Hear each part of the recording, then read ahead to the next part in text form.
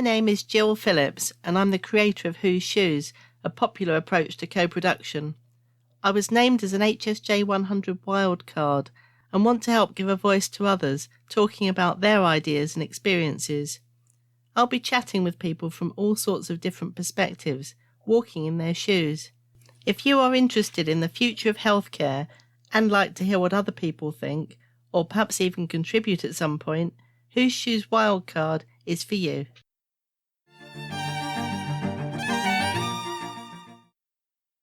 So today I'm very excited. I've got my first international guest on the podcast series, one of our friends from Australia.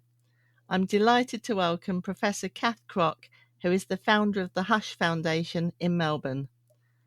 I'll leave Cath to tell you about that, but as you will learn, her work is 100% in tune, and you'll have to excuse the pun, with the things that I hold dear in my Whose Shoes approach, bringing creativity and humanity into the mainstream of healthcare.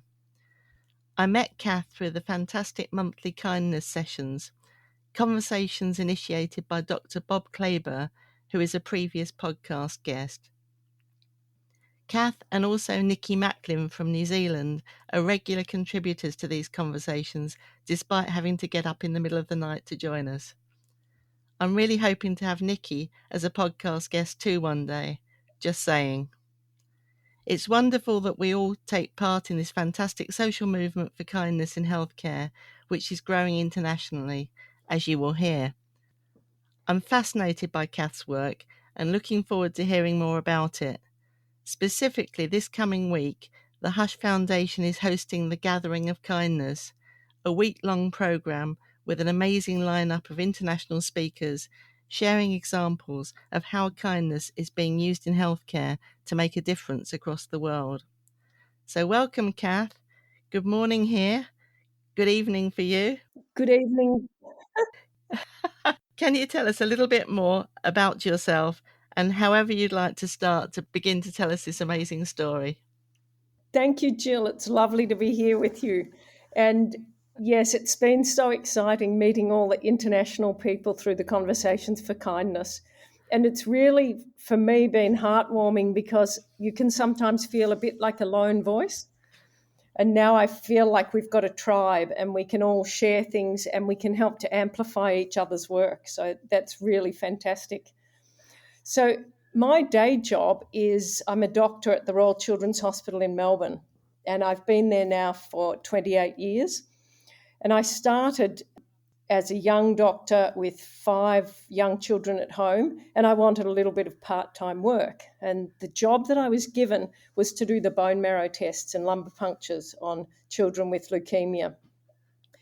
And I'd have to say, Jill, it was a life-changing experience to launch into this job and to be doing procedures on children who were the same age as my own children. Wow. Yeah. Yet we were holding them down in a soundproof treatment room to do these procedures. And the pain management to me just didn't seem to be adequate. And I found it pretty distressing times. So I did something a little bit unusual, though I didn't realise. I sat down with a group of families who were going through this journey, and I said, how could we help you to improve the journey when your child's got cancer or another life-threatening illness? What are some of the touch points, the places where you think that it could be done differently and we could learn from you? And I'd have to say the families were generous in their praise and their gratitude for all the good care that they were getting. But once we'd asked them, they also knew that there were things that could be improved. And once they told us, then we could do something about it. Yeah. So I set about trying to make some of the changes that they suggested. And one of the first things they talked about was the environment coming into a hospital. It's so challenging and difficult. You feel vulnerable and quite out of place. And there's all this medical jargon and there's noisy equipment. They asked whether we might be able to bring music into that environment and help to reduce stress. Fantastic. Wow. Yeah. I came from a family where we had music at home the whole time. And in fact, I then realised you come into hospital either as a patient or as somebody working there, and there is no music. It's quite a different environment. My children were learning for professional musicians at the time, so I thought, well, I'll tap into their expertise. So I invited some of these composers to come into the hospital, into the operating theatres and the waiting rooms and some of the clinics, and to just stand in the corner and listen and observe what was going on and have a listen to that sound environment. So what the composers were able to say was, this is extremely challenging as a sound environment. There's a cacophony of noise, and if you're not very careful, even if you bring music in there, it could actually make it worse and raise people's anxiety. And they said they had ideas about how they could do this really carefully and gently. This was the start of the Hush Foundation that you mentioned at the beginning. And I had musicians and composers donating their time to come and help. I had sound recordists, graphic designers, all sorts of people who said, we love this concept, we'd like to help. I bet. So I made one CD of this music that had been composed for the operating theatre, and I started playing it. And people kept coming past the door and saying, wow, this is amazing. Can you burn us a copy of this? Back in the day when we burnt CDs. And I'd burnt about 50 CDs at home and handed them out, and other people were using them. And I thought, this might have some sort of legs in more than just my operating theatre. So we packaged the first CD up and we went and spoke to the people at the post office. And we said, would you be able to sell some of these to raise some money so we could do more music in hospitals?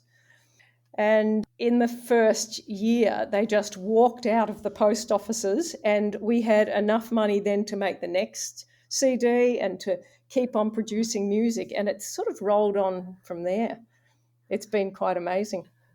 It is amazing. It's really amazing. And that's what I love about these podcasts, because I only know a tiny bit of that and enough to be really intrigued. But I didn't know, I knew you made music specially, and I think, why are you doing that?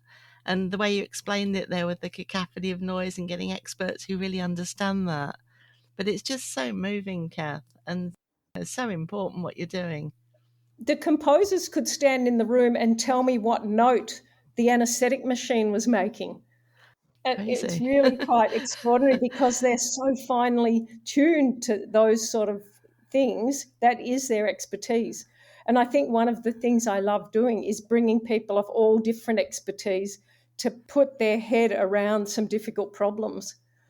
So that was the first thing, the music. Then the parents also talked about quite a lot of patient safety issues that they noticed, things that we didn't even realise about medication errors or about hygiene in various parts of the hospital. They talked about how the rubbish bins in the cancer ward were emptied at midnight when their children had just got off to sleep after a really big day, and suddenly someone would come in and bang around and empty the rubbish bins. How does a hospital system know this unless you tap into the people who are living the experience? Yeah, exactly. It was extraordinary what I learned. But But there was a downside, Jill. what was that? I came up against a medical and nursing hierarchy that were really threatened by having the voice of the patients and the families at the table. Now, what made me surprised you were going to say that? Well, I didn't expect it at the time. Really? I Yeah. think, yeah, no, I didn't even see it Okay. coming. I thought, this is fantastic. I started Yeah. telling them all these things that I'd learned. That the oncology patients would wait 6 hours when they came to clinic. And why couldn't we give them a pager so they could go and do something else respectful with their time and come back when we needed them? They had to sit in a plastic chair for hours and wait. So I thought everyone would be really pleased to find this out, but they weren't. Some people were really supportive, but others said, you are stirring up the families and making them complain. As opposed to listening to the families. Yeah, they said, we've done it the same way for 20 years and we don't like change. They actually said that in words. In words. Wow. Which fired you up all the more. In a way, it did, although I'd have to say I'm very shy and I wasn't into speaking up. Right. So I tried to do it gently. I tried to do it with music and gentle conversations and bringing patients to speak with me, to talk to groups of nurses and bring a parent with me for them to tell their story. And some of those ways were more effective than taking it head on, I think. Yeah, yeah. And always are, I think, really. Yes. Bring people with you, isn't it, rather than confront them. Well, that's right. And that leads to the kindness conversations, doesn't it, really, to try and get on the same page with people and bring people together. I think that's what you need to do. And so maybe the change was slower than it could have been if I'd pushed it a bit harder. But I also thought I needed to be a bit strategic about this because I could just see what the patients and families were bringing to the table that was so critical to improving healthcare experiences. So in 2010, I was fortunate to get a Churchill Fellowship, and I framed the fellowship around patient centred care and patient safety because I thought one way to really convince some of my medical and nursing colleagues who were somewhat resistant was to link it closely to how safe patients' care would be if we were able to listen and use their feedback to help us improve. Yeah. So I travelled to the US and the UK, went to so many interesting patient safety experts. And in fact, this was quite a life-changing trip for me, Jill, because I suddenly realised why patient-centred care was so difficult to do. Right. And what the patient safety experts were saying was the big challenge actually in patient safety is how staff treat each other and what the culture is between staff. And that staff who don't feel that they're being looked after by their colleagues, looked after by their organisation, in fact, don't have the capacity to go above and beyond. And I was going to them saying, and now we want you to do patient centred care on top of everything else. I could tell that staff were really checking out and were not going to follow this conversation. That's, yeah, so important. And I think in terms of what I'm trying to do with the podcast series, I'm trying to collect these lemon light bulbs, we're calling them. And that's just jumping out as one. That word capacity and overwhelm and Yeah. people feeling perhaps a bit threatened by something new. But to understand that, if everybody takes a step back and they've probably got their own children at home, and would you want that to be the way it is? And it's suddenly obvious, isn't it? But if you're used to doing things a certain way for 20 years, it's definitely threatening to have anything big coming along, challenging that. And perhaps you've been doing it wrong all those years. Yes, I think it was a very complex scenario, but certainly that you don't have that capacity to do any more or any better because you're not feeling great in your own workplace. Yeah. Yeah. So, one of the other things that I then started when I came home from that trip was to bring theatre into hospitals. So, I worked with a playwright and I fed this playwright, Alan Hopgood, who's a very famous Australian playwright. I fed him true stories from patients and families and healthcare staff. And he was a little bit surprised at first. He was a generation who believed that you go into hospital and everything goes well and you come out Yeah. again and everything's fine. And for me to be portraying medication errors and staff being bullied and not feeling safe to speak up and patients being dismissed, he found that little bit of a challenge, but we've ended up writing 3 plays that have been on tour since 2015 in hospitals in Australia, in the US, and in New Zealand. Fantastic. Yeah, and we put the play on in the hospital cafeteria or the seminar room, whatever space is available. And it blows the staff away, Jill, Yeah, I can believe it. to have these scenarios acted out. It's way different to having a PowerPoint presentation on patient safety and medication errors to see an unfolding disaster in the first play.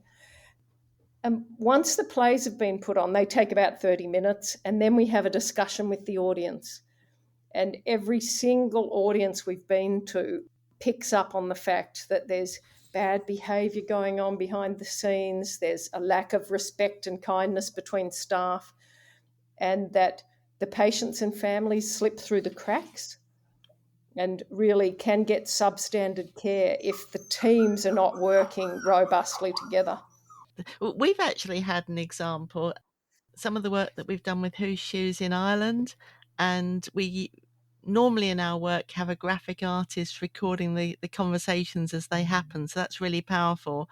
And Anna and I, the graphic artist, have been over to Galway in Ireland and to Limerick, so we've been twice, and Limerick were wanting to run another session, and they actually worked to put a play together to do the same kind of thing. It was around perinatal mental health. Now, I think that got stopped with the pandemic, and I'm not quite sure what happened to it. And we used, I guess in terms of different art forms and what you were saying about how people respond so differently, we've used poems all the way through Who's Shoes. And again, that just touches a point that other kind of more traditional methods don't seem to go there quite the same. I think you're right, Jill. I think it taps into a different part of your brain, and it really frees you up to be able to think a little bit differently. Yeah, which is exciting, and you can see things sparking in people's eyes, and if they get it and they get it in a different way, and then they start to own it and want to make change, and then feel part of it, and that's exciting rather than threatening, hopefully. It's very exciting. We've seen some interesting responses to the plays where in one of the plays we have an older consultant who's somewhat dismissive of the junior staff if they don't get everything right, and he tends to bully them and intimidate them. And we've had people in the audience stand up and say, "Oh my goodness, I've seen myself in that person, Yeah. and I don't want to be like that anymore." It's Yes. really Yeah. quite dramatic. And that's brave to say. I remember one Who Shoes workshop we had, and normally, it's very no hierarchy, just people, and we don't have people in uniform. They don't introduce themselves around the table. It's really trying to create conditions for people to be equal. And I spotted one table, and this woman was very dominant and had an opinion on everything and was clearly kind of senior in the hospital. And when we came to do the pledges at the end, I say, is there anyone who's so fired up about what they're going to do that they want to share it with everybody? And sure enough, this woman put her hand up first. And I thought, oh, here we go, because it's so nice if it's someone who wouldn't normally do that, who's genuinely like really fired up to tell people. And then, this is why it stuck with me, as these things do. It was a really kind of humble moment, and she was almost in tears as it went on, saying, I've realized the power of just listening to people and hearing the more junior people around me telling me things that normally I just would not hear. And I thought, for her to have that light bulb moment that she didn't need to tell us about was pretty extraordinary. But the courage, and it was within her own hospital, to say that up front, That, I thought, that's making change. that is extraordinary, because I feel like if you can just change one person at a time, it's like a ripple that goes forward then. It really is, yeah. And I think some of these outcomes are hard to, you can't measure them as such, because she might well have not said that, but the effect is still there. Exactly. So we had one play performance where after it had finished, one of the junior doctors stood up and said, "Look, we don't feel safe when we ring the cardiology consultants at night."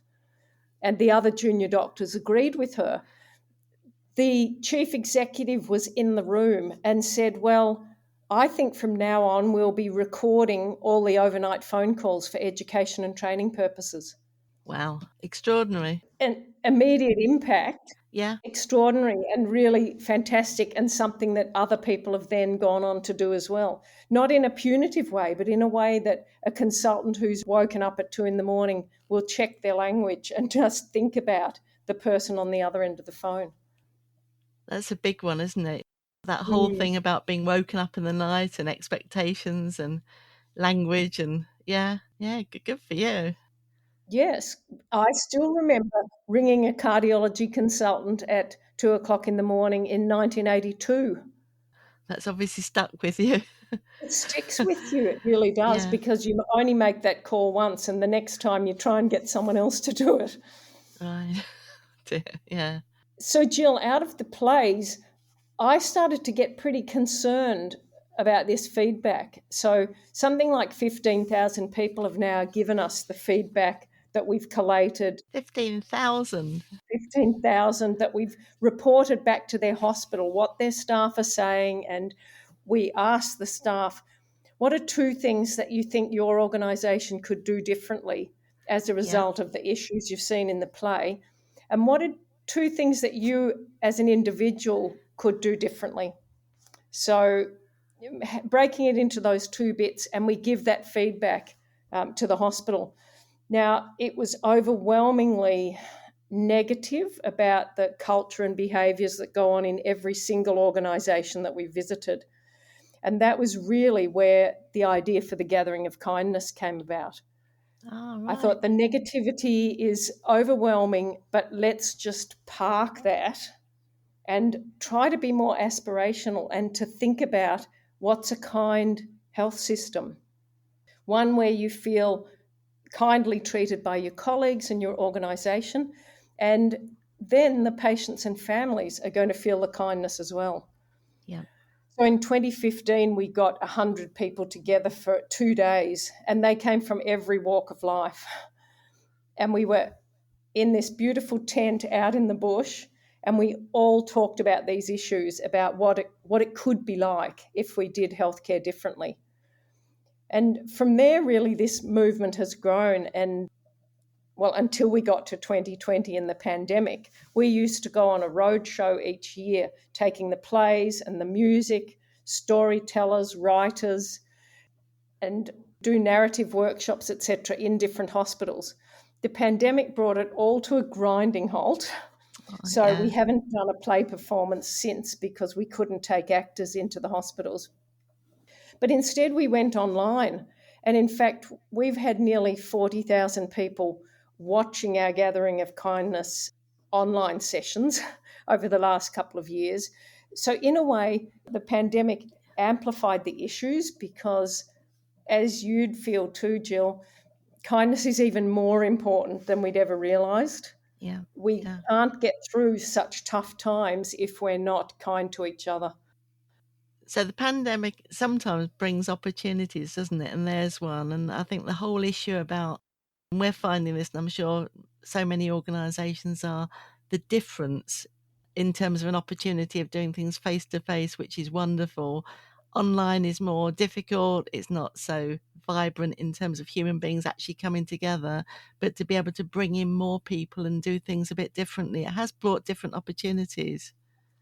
It really has. So, not all bad. And I think also a very good time for us to have a bit of a rethink and a reset about the way we do many things in healthcare. Yeah. And I mean, just us coming together, that's, I think these things have been accelerated through the pandemic, haven't they?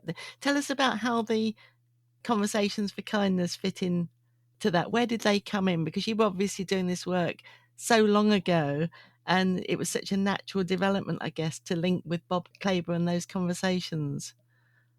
Yes, I think it must have been somewhere on social media that I saw it and got involved fairly early on. I think they'd had a couple of meetings, one or two meetings before I joined, and they have been so welcoming. It's been absolutely fantastic, particularly for me and Nikki. We're a long way away from everybody else, and the time of day is always almost impossible. Crazy. But it is such a welcoming group, and a group that loves to share all the good things that we're doing and then help us to do more. And we'd really miss you if you weren't there. Yeah. Always look out for Nikki and Kath. It's Yeah. normally about, what, 4 or 5 in the morning. It's about as bad as it gets, isn't it? It's usually Mm. 3 o'clock, and at the moment we've just gone into summertime, so it's 4 a.m. But it's very difficult then to go back to sleep because you are absolutely buzzing and Yeah. excited.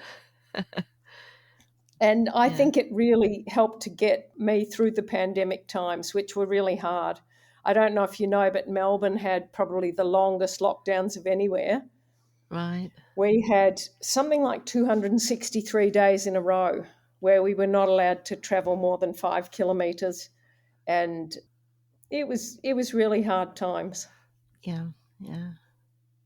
But I would still feel like getting up at 3 in the morning to talk about kindness.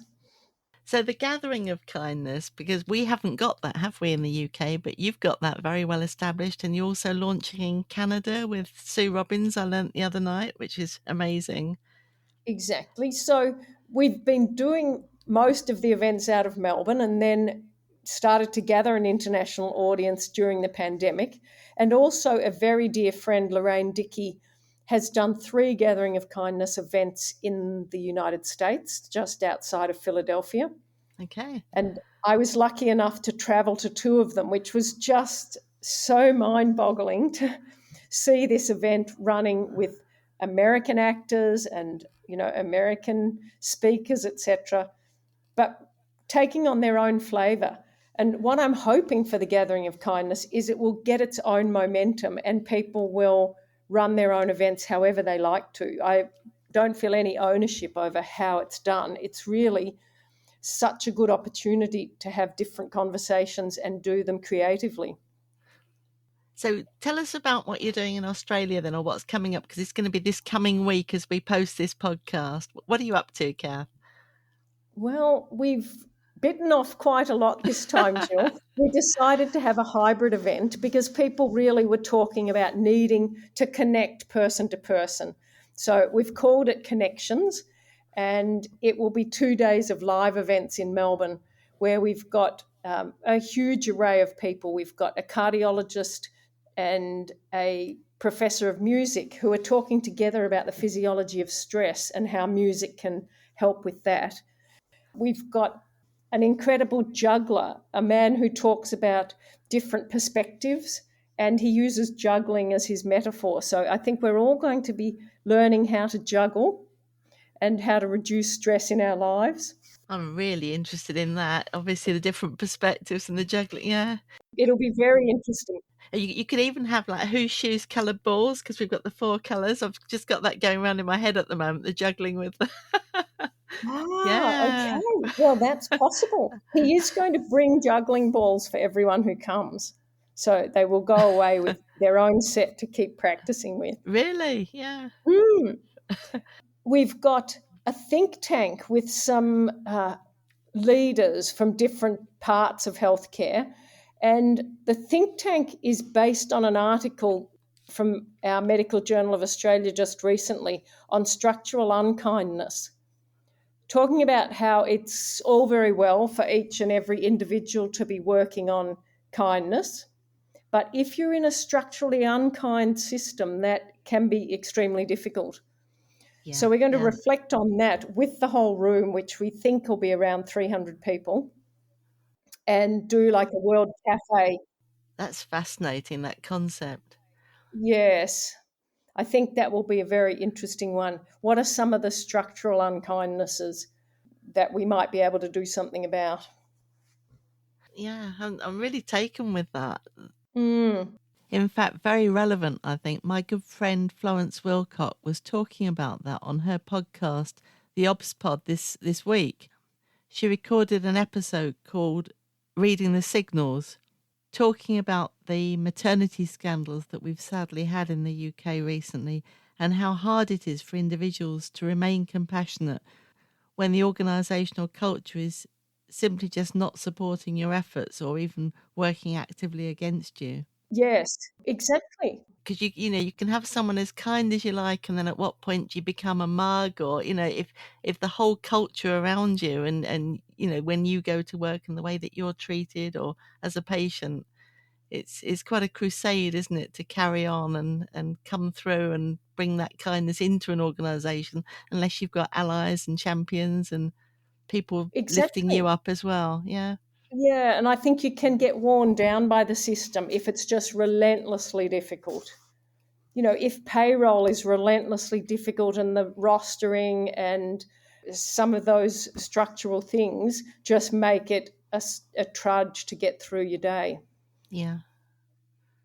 I just love what you're doing, Kath. It's just amazing. And you've got all these different contributors. I can feel it sort of growing, and how excited people must be to be part of that. I think so. We've also got an authors panel. So we've got people who've written relevant books. One of our ABC radio announcers has written a book called Whole Notes, and one of her chapters was on kindness and music. So she's going to facilitate talking to some other authors a couple of them are young doctors who've had a fairly tough time in their journey. And one wrote that as a novel, one wrote it as nonfiction. Okay. And we've got a GP who really got burnt out by the system and has now learnt different ways to look after himself through narrative medicine. So writing his own story, but also running narrative workshops. So exciting. It's so There's so different. much. Yeah, there's so much. Yeah. I knew I'd be like touching an iceberg today, that, I know a tiny bit of this story, and already my head's going crazy with connections that I want to make. And have I mentioned the incredible team of music therapists at Chelsea and Westminster Hospital? Or do you know them? I think I have met some of them because I went to Chelsea and Westminster in 2018. Okay, brilliant. Yeah, and I had a tour all around, and I think I met some of the music therapists. It was quite an amazing sound system that they had into some of the treatment rooms, actually way ahead of what we've got at our hospital. Really? Mm. So obviously the scope to compare and learn from each other. And I know that they were doing work around children's services, but then maternity and neonatal. And, I just absolutely love what they do. And Claire Flower, who's my main sort of contact and friend there, is now a consultant. It's wider than music therapy now. She was a music therapist, and now like those therapies, that kind of wider role. So that would bring in, I'm sure, storytelling and music and all these different approaches. And it's just so lovely and so obvious, really. I love music and everything I do, and you've got different moods and you've got different, it's so individual, isn't it? So you can imagine the idea when you said earlier that if it was done wrong, it could be making a situation worse. It's just so personal, isn't it, what works for you, and to kind of tap into that. Exactly. Amazing. Yeah. Well, you should introduce me to her, and we can exchange music. Yeah, absolutely. I mean, again, Claire, I'm sure at some point we'll talk on the podcast. She was the person. Okay, so I'll tell you a little tiny story from me. We got the amazing opportunity to bring Who's Shoes to the main stage of NHS Expo, which is pretty much the biggest conference. And I won't go into the story of how it happened, because it really wasn't a kind of like A to B linear journey. And I think by the time we actually presented Matt X, the musical, on the main stage at Expo as the penultimate session, there were some questions being asked as to how this sort of slightly radical approach had happened. And we told the story of better births. I mean, very serious topic, very serious approach. It took months of planning, crowdsourced. We had, I think, 35 people involved with our Matex maternity experience sashes, color-coded in Who's Shoes, the red, blue, yellow, green, representing their actual roles. So the obstetricians, the frontline staff, GPs, yellow sashes, the creatives, the mavericks, like the music therapists and ourselves, green sashes. We had formal leaders there, like national leaders, red sashes. That was the power that you need to influence if you want to make change. And then blue, the people themselves using services, including some bereaved parents. It was very, very powerful. And we used Who's Shoes scenarios and poems to tell the story. Well, the reason I'm telling you that is it was Matt X, the musical, and Claire Flower was our music therapist, bringing a piano along that we'd crowdsourced in Manchester from Forsyth Music Shop as a bit of reciprocity. We'll get you on the main stage at Expo with your logo on the back of the piano if you provide us with a piano that we don't particularly want to pay for. It was one of those. Yes, I know all about that. All of that kind of, I can feel that you know what I'm talking about, all that reciprocity. And it was Claire and her colleague Grace Meadow who came together and sang for us, and they brought their travel guitar up on the train because we weren't allowed to move the grand piano in the hotel where we had our rehearsal in the morning. It was totally one of those, and it's probably like the hardest thing I've ever done and the most rewarding. Yes, amazing. But music just touches people differently, doesn't it? Absolutely does. So, Jill, at this gathering of kindness, we're also launching our next Hush album of music. Fantastic. Which is solo guitar by an extraordinary guitarist, Slava Grigorian. And Slava came to me at the end of 2020 and he said, look, I'm in lockdown in this pandemic and I would love to compose something for Hush. But what I want to do is write notes of gratitude to health practitioners for all the hard work that they're going through.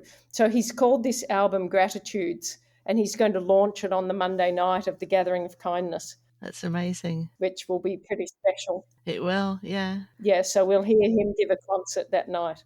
And I think what I'm hearing as well is that people, to have something that they can actually do, people are generous, aren't they? They're very generous. Yeah, to be able to contribute back with something that really matters. I'm sure he's getting a lot out of that as well. It's fantastic. Look, the composers and musicians have said to me that it really has been life-changing for them to compose music with such a purpose that they know is not just for a concert hall stage, but it's for people who are in great need and who can be comforted by the music. Yeah. So I think this is a two-way thing.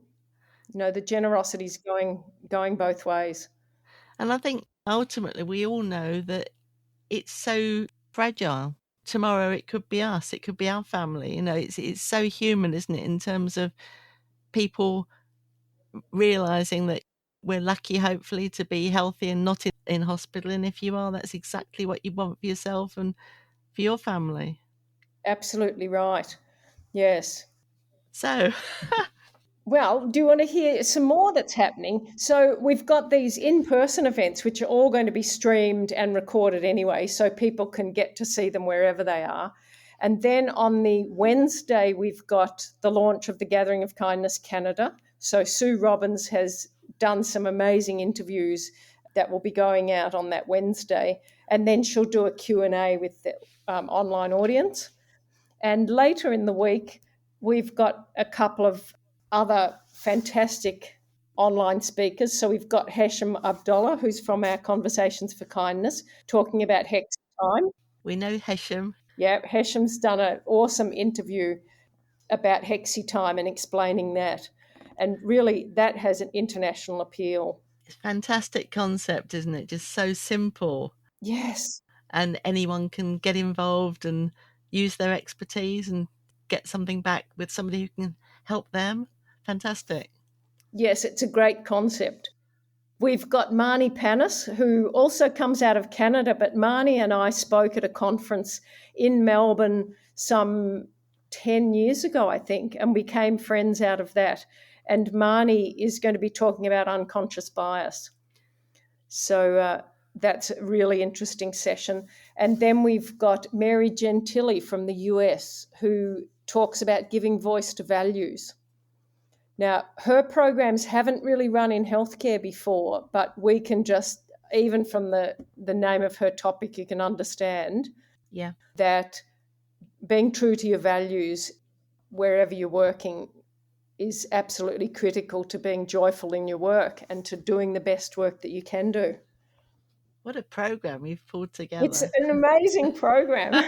We're all exhausted. I hope we can get to the 7th of November without falling to pieces, but so far the generosity and the enthusiasm of all the people who are involved is just amazing. So I'd really love people to come online and join us and listen to these sessions. They'll be actually available over 12 months. So this goes out the day before your festival starts. We can put in the program notes and that how they can get involved with a link and so on. Yeah, that would be great. It's interesting. You mentioned Sue Robbins there. Now, I didn't know Sue at all until our conversation for kindness this week. And she was talking, wasn't she, about the launch of the Gathering of Kindness in Canada and how amazing that is. But what I love is the connections that are made. So obviously me linking with Sue and seeing what a great friend of yours, and the story behind that was lovely. But then hearing Sue talk so powerfully about her own story and her son with Down syndrome. Yes. Well, since then, I've linked with Sue and I've linked with her on Twitter, and I've introduced her to one of my big pals, Nicola Enoch, who's founded the Positive About Down Syndrome community in the UK, which has been amazing. Sent Sue a copy of Nicola's TED talk that she's done, and those two are now linking with each other. So it's just a tiny example, isn't it, of the ripples that are happening. But that's just this week. It is very exciting, these ripples, because I saw that you'd linked her with that beautiful lady, and so I've joined with her on Twitter as well. Oh, have you? Yeah. Yes. And now I'll introduce you definitely to Claire and that whole community, because Claire isn't just one person. Claire obviously opens the door to a whole gang of people that you'll enjoy. I do some crazy things for Advent sometimes. Well, kind of most years. I'm really trying to resist this year.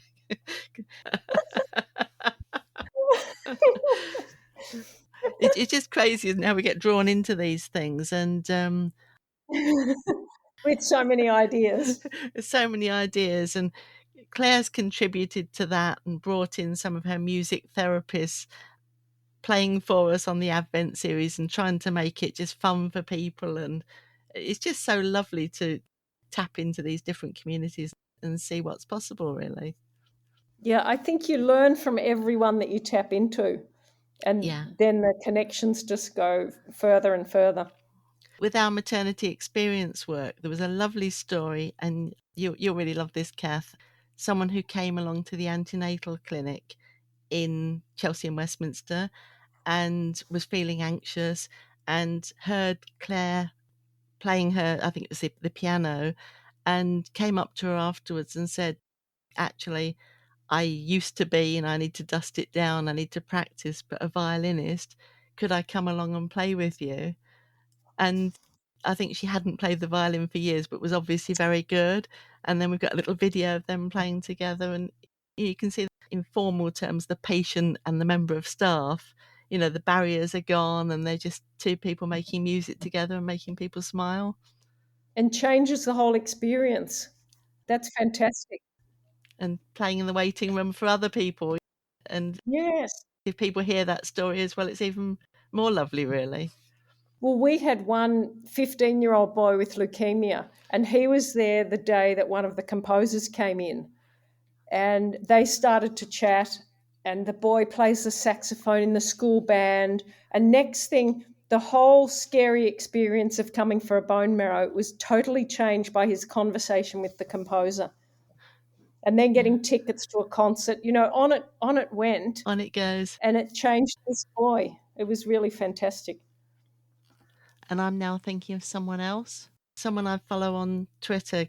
Balsam, her name is, the mum, who's a healthcare professional, and her son Daniel is that age and has had a really difficult healthcare experience.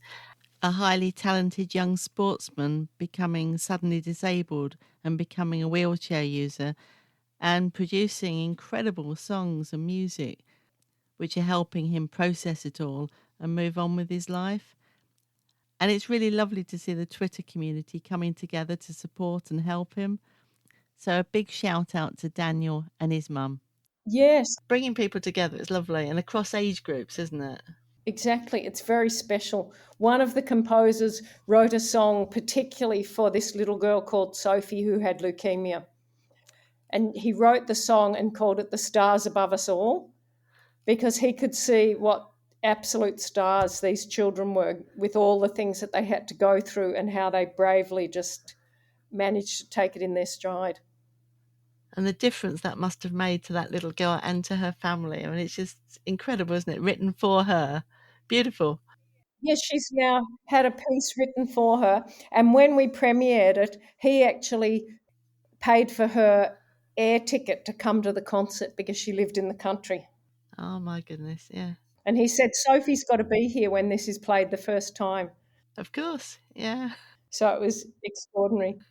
Fantastic.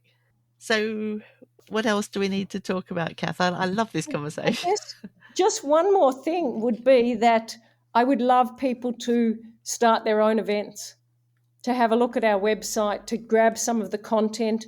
Some of the hospitals that have joined with us this year are going to have watch parties. So they'll be showing the online, but they'll have a group of staff together who can watch one of the sessions and then talk about it amongst themselves and hopefully learn something together.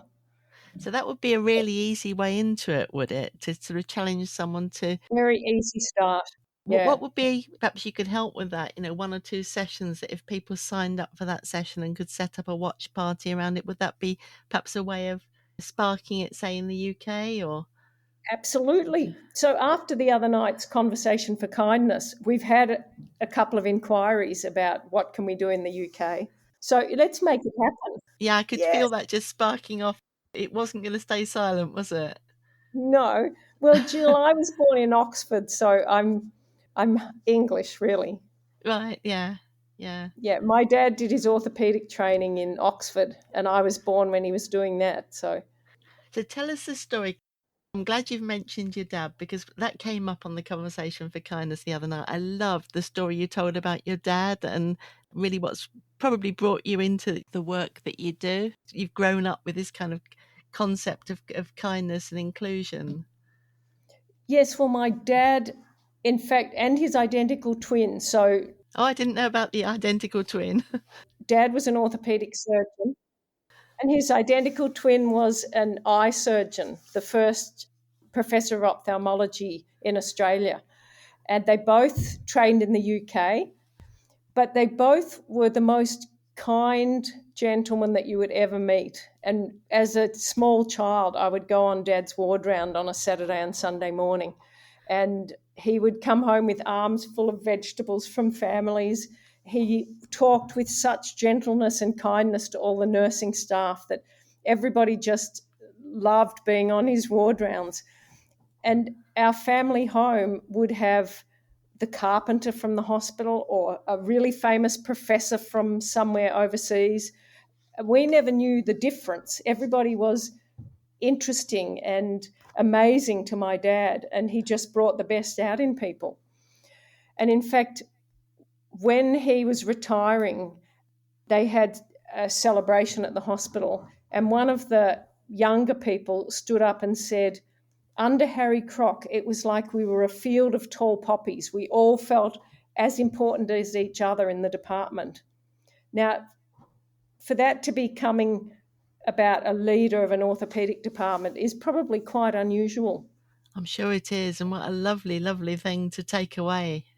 Absolutely. Everybody felt special and valued in that department. And so, of course, Dad got the best out of his team. Of course he did. Yeah. Yeah. And I've always loved seeing how he worked. And I spent quite a bit of time assisting him in operations when I was a medical student and just seeing how well it could be done. And I think that's carried with me always, that you can treat people with kindness and respect and gentleness, and you actually get the best out of the situation. So what a beautiful experience as a child and how that's influenced and shaped your life and your work. Really lovely. Yes. And the music side comes from my mother, Oh, does it? Yeah. who was also a doctor and had 5 children, but in her day it was quite difficult to have your own practice, of course. So she was Dad's surgical assistant, but she was also the one who brought music into the house.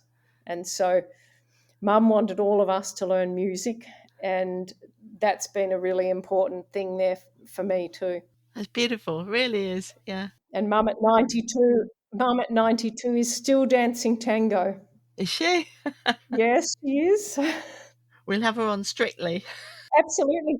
That's raging in the UK at the moment, Strictly Come Dancing. Yeah. Oh, well, Mum's in the advanced class. She was an Australian Irish dance champion as a child. So, Incredible. You've got a very interesting family.